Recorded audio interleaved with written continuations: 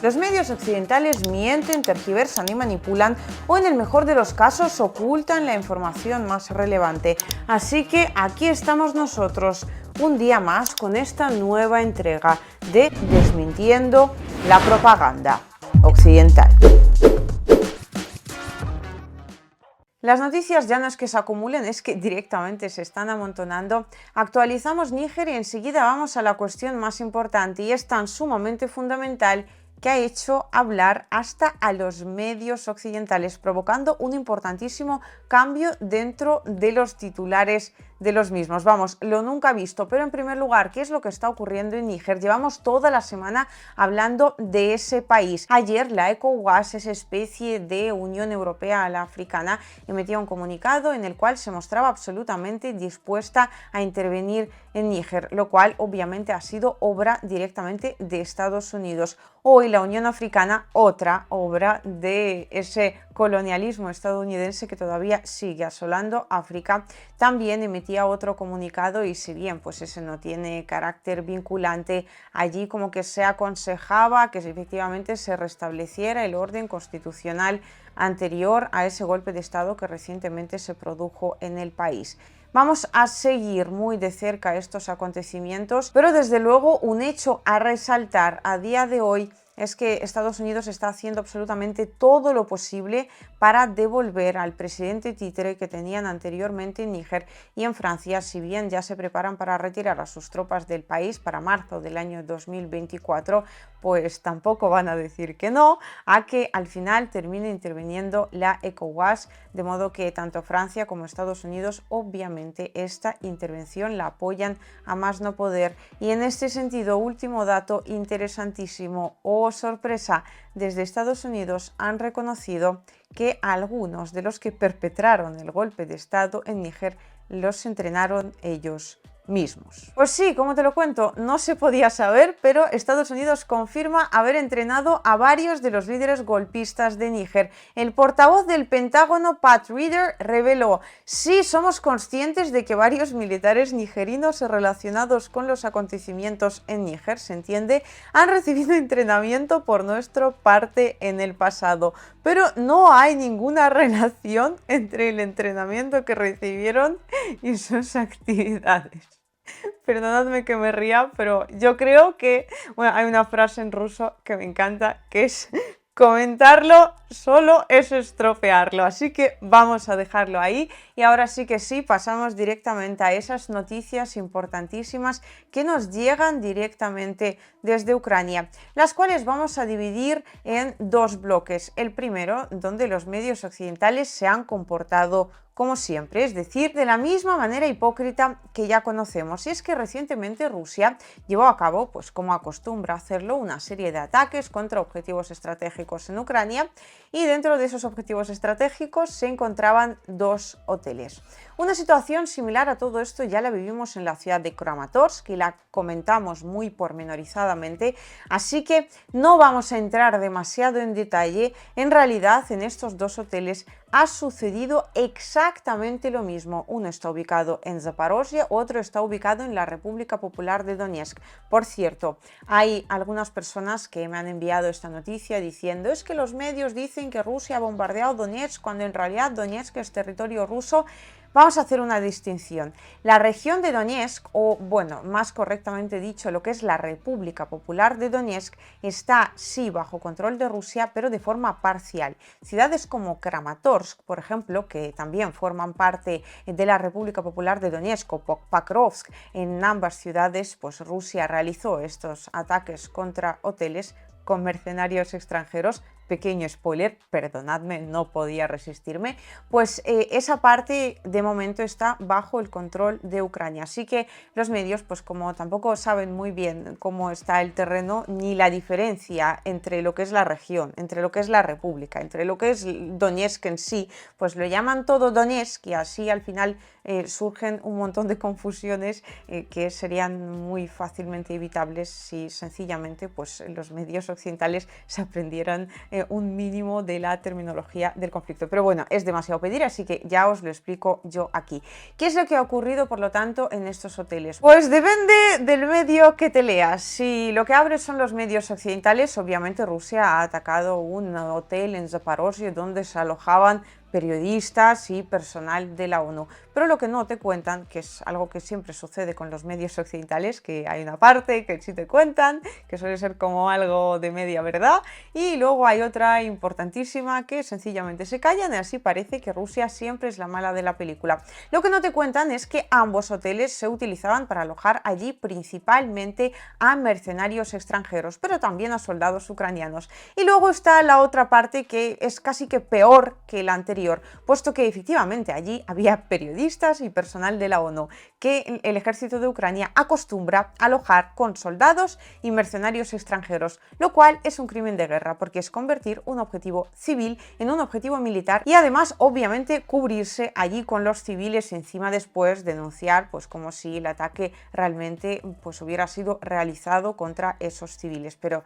Rusia no va a gastar un Iskander sencillamente para atacar personal de la ONU. Creo que todo el mundo entiende que es absurdo. En definitiva, lo que ha ocurrido en ambos hoteles lo ha resumido muy bien el canal de Telegram de Bakulinchuk cuando habló del hotel que fue atacado en Pakrovsk, en la República Popular de Donetsk. Las Fuerzas Armadas rusas lanzaron un ataque contra el hotel Druzhba, amistad en traducción, y un restaurante donde se reunían mercenarios en Pakrovsk, Krasnoarmeysk, como se llamaba antiguamente cuando ese territorio todavía no estaba bajo el control del yugo ucraniano, de la República Popular de Donetsk ocupada por el enemigo. Junto al hotel hay una vía férrea que se utiliza para el traslado de equipos y suministros al enemigo. El propio edificio del hotel está adyacente a una zona industrial con almacenes y empresas que prestan servicio al equipo militar del enemigo. Ya lo estáis viendo vosotros mismos en las imágenes. Creo que la cosa está bastante clara y todos aquellos que queráis conocer más sobre esta cuestión os invito a que veáis el vídeo que en su momento le dediqué a un ataque similar en la ciudad de Kramatorsk. Y hablando de los ataques, sí, pero que realiza Ucrania, que a todo esto suelo publicar en mi canal de Telegram porque son imágenes que sencillamente no caben en según qué redes sociales, así que os invito a seguirme allí para estar al tanto de la última actualidad del conflicto, Liusivaya o @Liusivaya todo junto, como el resto de mis redes sociales. Pero para tratar de resumíroslo, os he preparado un vídeo muy corto de dos niños que viven en la parte que controla Rusia de la República Popular de Donetsk, particularmente en la ciudad de Donetsk, que pues es atacada por Ucrania día sí y día también. Es una muestra gráfica, yo diría que como no hay otra igual. Меня зовут Славик, мне 11 лет. Меня зовут Карина, мне 12 лет. Мы живем в городе Донецк, в поселке Абакумово. Мы живем рядом с границей, поэтому слышим сильные обстрелы. Мы не ходим в школу из-за обстрелов. Нам бы хотелось на несколько дней уехать отдохнуть, чтобы мы не слышали этих обстрелов.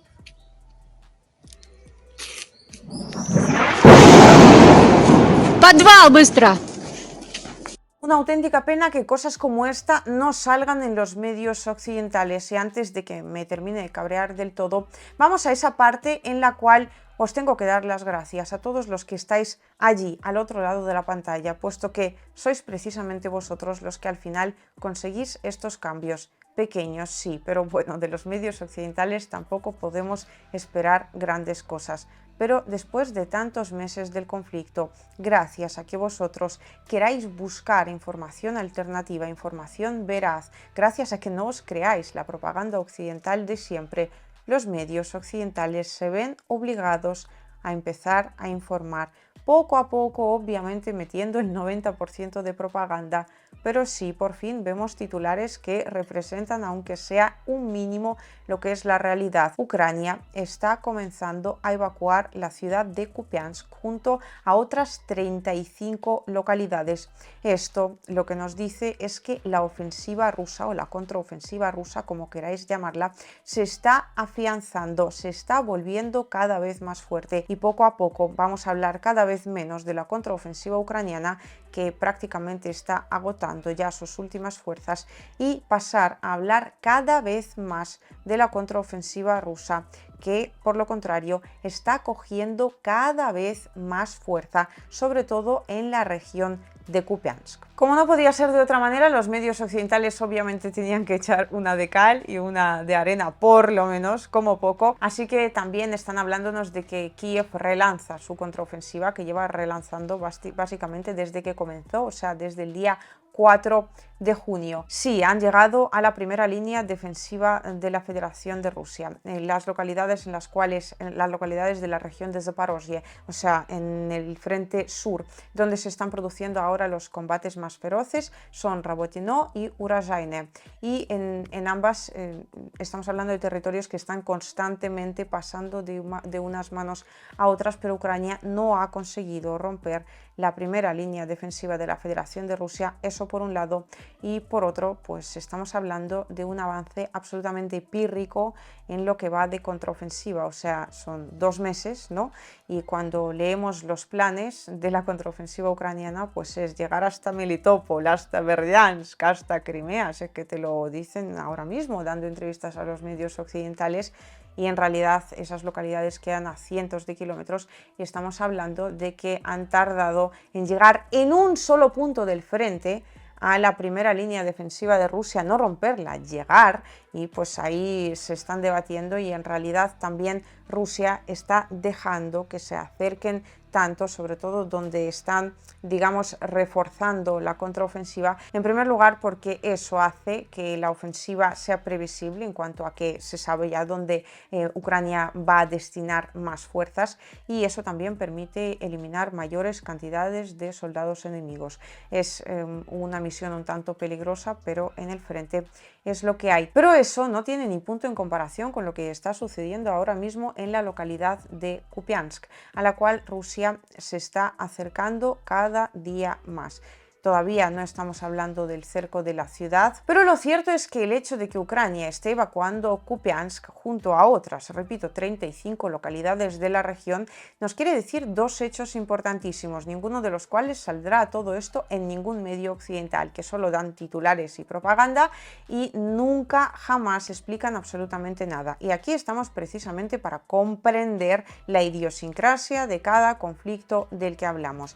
Y en este caso, el hecho de que Ucrania esté evacuando a la población civil quiere decir 2 cosas. La primera, la más obvia, Rusia se está acercando peligrosamente a las líneas defensivas ucranianas. De hecho, hubo un momento en estos días en el cual pues esas líneas defensivas prácticamente se han roto por completo. Ucrania ahora mismo tiene que destinar muchísimas fuerzas, muchísimas tropas para retener a Rusia en esa zona del frente. Claro, estamos hablando de tropas que si se destinan a Kupiansk no van a Zaporozhye a reforzar esa relanzada nueva contraofensiva ucraniana, y tampoco van a la región de Artyomov, donde por cierto Rusia ahora está volviendo a ganar terreno en una especie de pequeña contraofensiva, precisamente debido a que brigadas que estaban destinadas a otras zonas del frente ahora se están redirigiendo a Kupiansk. Claro, eso es lo primero, o sea, la defensa ucraniana lo está pasando realmente mal.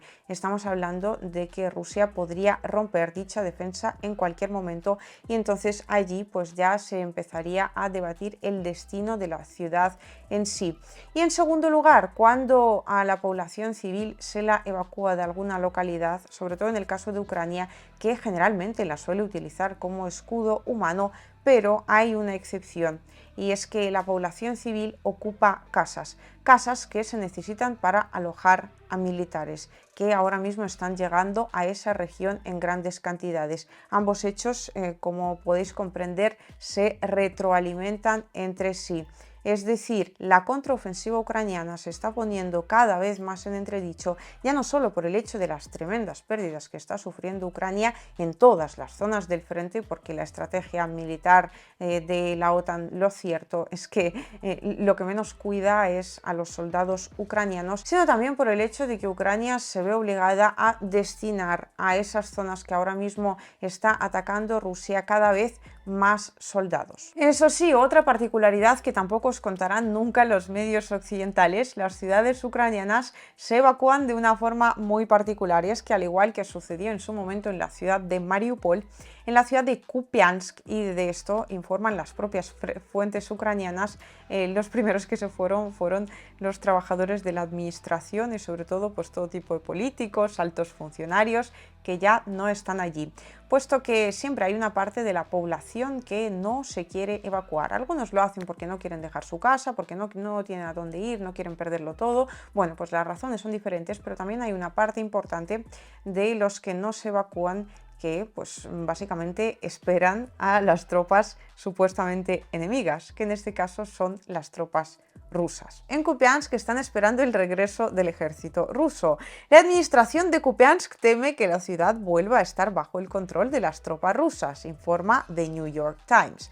Nadie de la administración duerme en la ciudad porque saben que pueden despertarse por la mañana con una nueva bandera, dijo un oficial de la policía a los periodistas. La policía y la administración tampoco confían en nadie en la ciudad, por temor a que los residentes restantes estén esperando el regreso de Rusia. Y esto nos confirma una vez más que Ucrania no es un país con una única nación ucraniana, sino que es un país profundamente dividido que lleva en guerra civil desde el año 2014. Y para que os deis cuenta de hasta qué punto Occidente está utilizando esta guerra, o sea, está utilizando a Ucrania como una especie de ariete contra Rusia, aquí tenemos un informe del Ministerio de Defensa de Rusia. Desde febrero del año 2022, Ucrania ha recibido cientos de tanques, más de 4.000 vehículos blindados de combate y carros blindados, más de 1.100 cañones de artillería de campaña, así como docenas de modernos sistemas de lanzacohetes múltiples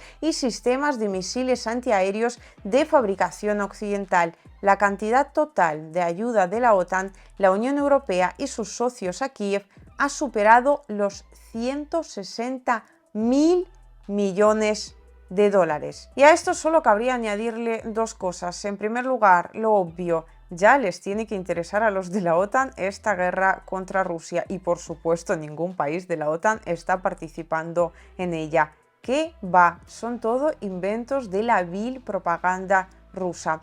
Y en segundo lugar, con toda esa ayuda, la contraofensiva ucraniana sigue ahogándose. De victoria, en los titulares occidentales se entiende hasta la derrota final. Esto simplemente para que cada vez que leamos un titular de los medios de siempre decirnos que Ucrania está resistiendo y va a terminar ganando a Rusia y llegando hasta Crimea, le demos alguna que otra vuelta y le añadamos un mínimo de sentido común para no perder el contacto con la realidad, contacto que a todo esto desde Occidente parece que han perdido desde hace muchísimo tiempo.